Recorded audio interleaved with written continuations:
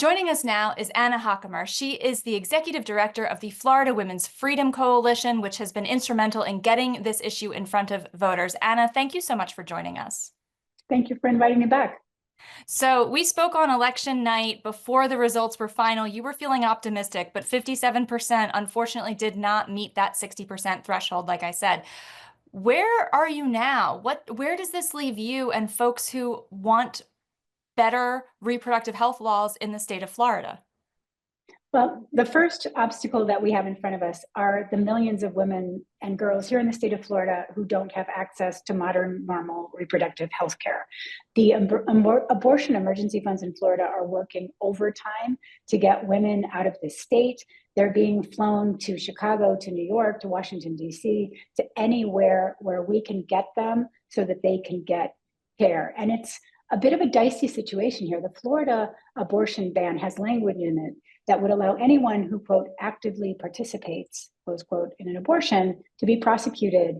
A third-degree felony is on the table. What it doesn't define is what it means to actively participate in an abortion. Is that someone who helps someone, who tells someone about how to get an abortion, who provides the funds, who drives them to a clinic, who puts them on a plane? What does it mean to help someone access abortion care? So there are a lot of very brave volunteers and donors down here in Florida going overtime to fly right now thousands of women a month out of the state to get them somewhere where they can get health care. It's a very dangerous time to be pregnant and in the state of Florida.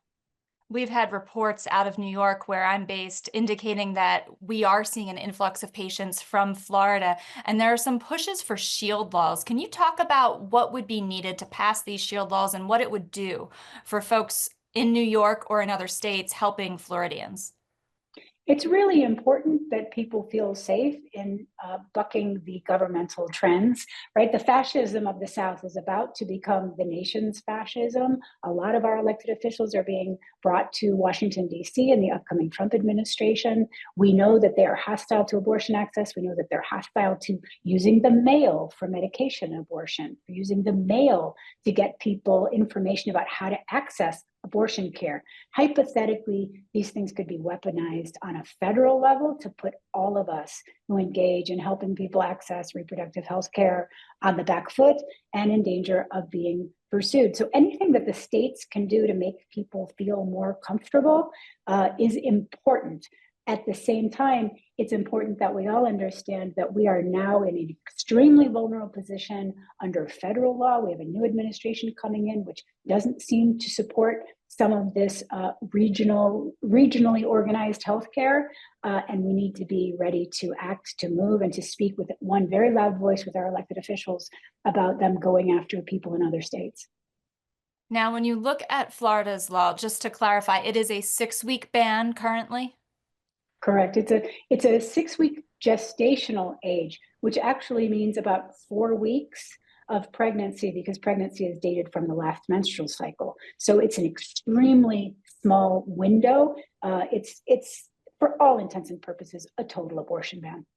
A 6-week gestational ban is pretty extreme. So I'm wondering, given the results of Amendment 4, the fact that 57% of people voted in favor of expanding reproductive health access, is there a middle ground that might be possible in the future, perhaps making it a 15-week ban or a 24-week ban?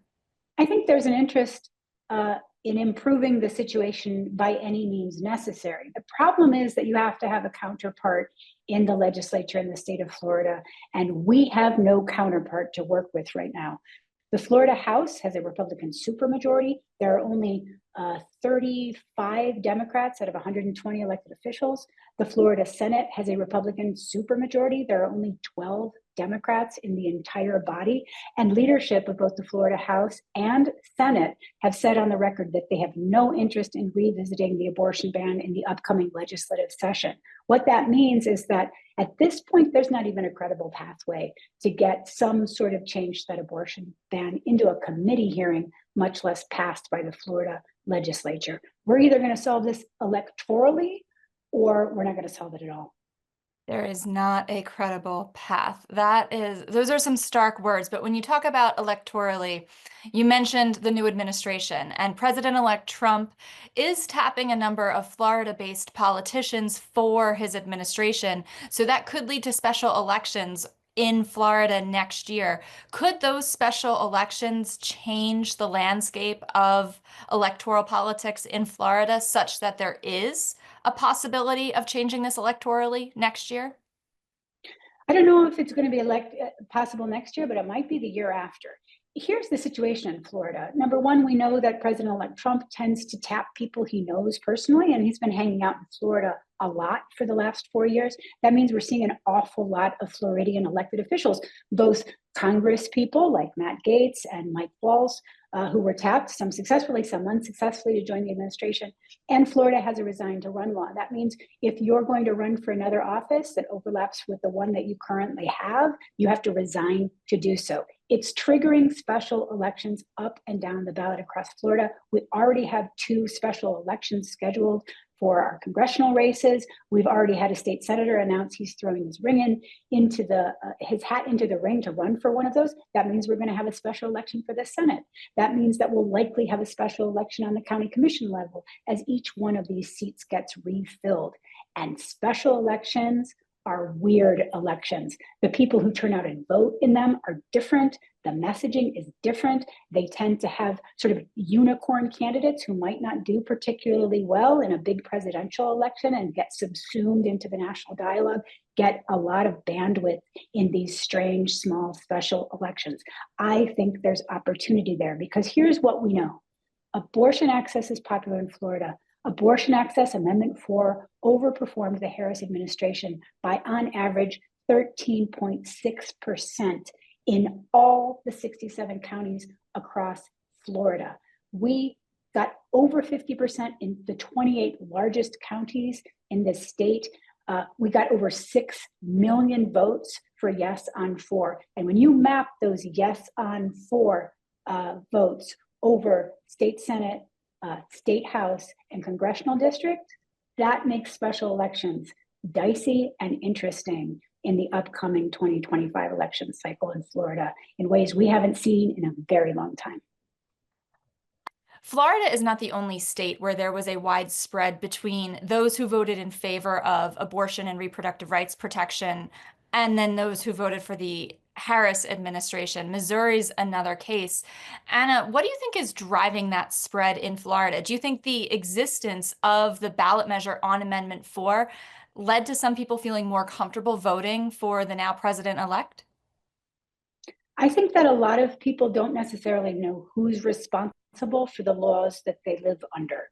Is this a state issue? Is this a federal issue? They get mixed messages. Certainly, we're getting a mixed message out of the Trump campaign about whether or not he supported the 6-week ban, whether he would support federal legislation to further limit access to abortion. I think in the absence of clear direction from the presidential candidates, people thought of Amendment 4 as an a la carte opportunity to make it clear what they thought abortion access should be in the state of Florida. And 57.2% of them think that abortion should be legal all or most of the time. And that holds true across the state. Insofar as it's a read on people's attitude towards abortion, I think it's most people support access to abortion, and it's not a particularly controversial issue. And that holds true across all the political parties. I don't think, however, that abortion can be argued to have driven people's choices at the top of the ticket. I think that holds true for Democrats and for Republicans. Now, as you look at these special elections coming up and you look at your work with the Florida Women's Freedom Coalition, what does the rest of your December look like? What does your January look like? Are you putting candidates forward in these special elections, or are you focused more on those emergency abortion funds that are helping fund access to reproductive health care in other states? Well, there's a huge need for resources. The first thing is, yes, I'm directing anybody who has C3 funds to please find your local Florida abortion emergency fund and donate. They're all C3s. They all need your money. Please, please, please support access to care for women in the state of Florida. It's a public health crisis.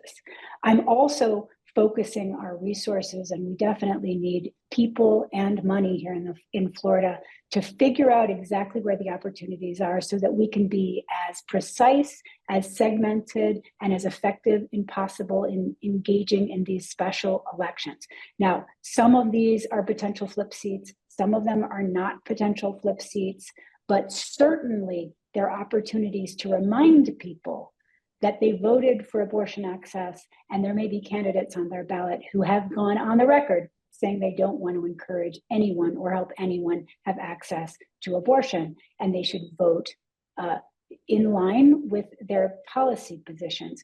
That is, I think, the biggest challenge we have over the next year, getting people to understand that if you want certain policies to be the law of the land, you must elect candidates who intend to legislate in line with your beliefs. We can't continue to allow people to misunderstand that policy and politicians don't work together. How do you increase that education? Because I know when I say policy to people, you get some eyes glazing over. I think a lot of people, we've seen this for decades, right? They like the horse race of politics. And the second you say policy, it's like, oh, no, no, no. I took my one constitutional law class in college and I was done with that. How do you look at overcoming the education gap here? Well, I think part of it is an education gap, and part of it is an onus on elected officials and people who want to be elected officials to get a little bit back to basics and get people to understand that what they're talking about are actions that have real consequences in people's lives. We tend to think of politics as highfalutin and policy as down in the weeds and boring. I happen to think that politics that is highfalutin doesn't do very much to advance the down in the weeds policy that we all need. If all of us could become a little more boring, it might actually help us get better policy, become the law of the land. Anna, we've covered so much ground here, but what else is on your mind right now as we enter 2025? And I'm also curious, what would you tell women who are looking at the presidential transition and concerned about what this means for the next 2 to 4 years for their health, for their security? I think everybody should be concerned, but I think everybody should be concerned all the time, right? It's not just election time. We need to be engaged with our elected officials year round, all the time, because they're doing things that either help us or hurt us year round, all the time. And if we only tune in around elections, we get a very dysfunctional relationship between the electorate and the elected officials. It is on us to hold people accountable. And if you're feeling frightened, start paying attention and start engaging with your elected officials. I think we underestimate how impactful that email to your local state senator, your local House representative actually is. I think we underestimate how attuned elected officials are to what they're hearing in the media and what they're seeing on message boards and community platforms online. If we engage, they will listen. If we disappear back into the sunset, they'll do whatever it is they want to do. If we engage, they will listen. Well, that is a note of optimism. Anna Hockhammer, thank you so much for joining us, Executive Director of the Florida Women's Freedom Coalition. We so appreciate your time. Thank you.